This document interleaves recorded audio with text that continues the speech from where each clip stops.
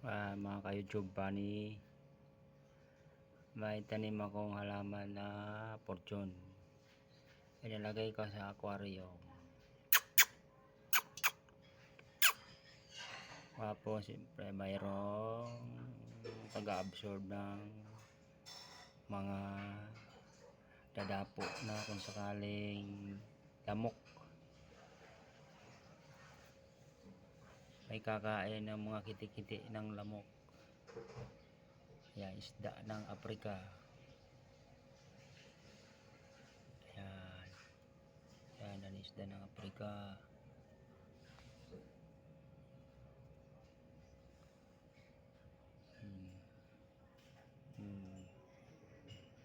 Gumaganda siya, nag-ano siya, nagbubuka ng ano niya, manap siya ng para siya